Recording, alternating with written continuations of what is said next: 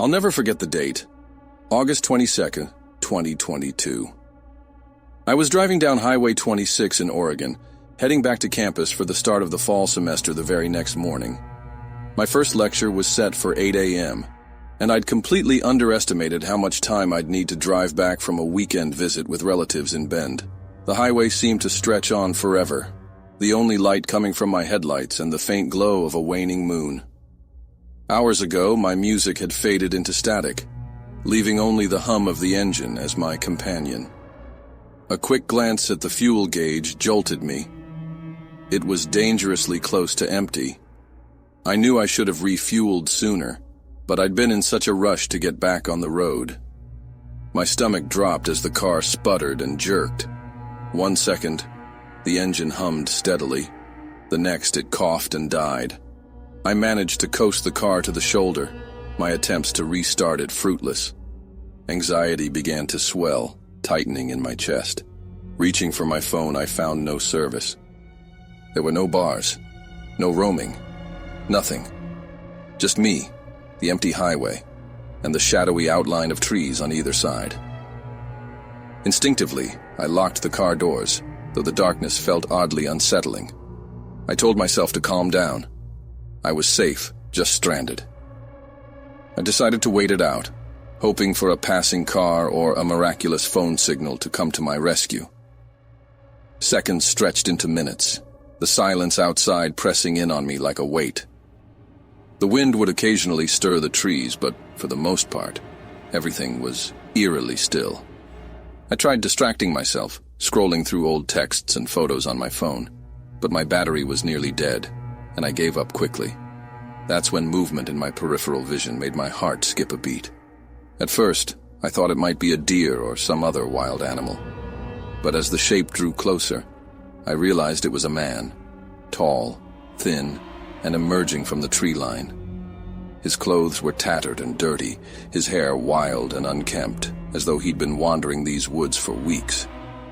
His face, pale and drawn, flickered in the dim light of the waning moon. There was a restlessness in his eyes that made my skin prickle. Without warning, he moved toward my window, stepping closer until his face was inches away. He cupped his hands against the glass, his breath fogging up the window as he leaned in. I froze, uncertainty gripping me.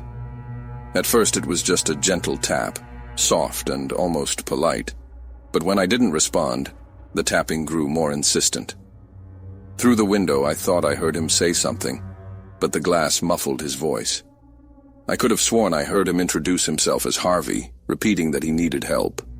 My heart began to race, my mind screaming to lock the doors and drive away, but my body stayed rooted. I couldn't make myself roll the window down, not even a crack. Something in his wild eyes told me he wasn't just some lost traveler. His knocking grew more frantic, his words turning into urgent pleas. But I couldn't understand him through the glass. I kept my hands clenched on the steering wheel, eyes fixed ahead, silently praying for a car to appear, for something to break the tension.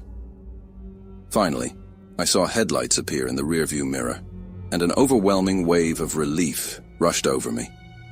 As the vehicle drew closer, I realized it was a police cruiser, probably the only car on the road for miles at that hour. The flashing lights illuminated both my stalled car and the figure standing outside. The cruiser came to a stop, and 2 officers stepped out, flashlights in hand. The stranger, Harvey, tensed, his posture stiff and wary as though ready to run at any moment. The first officer directed his flashlight into my window.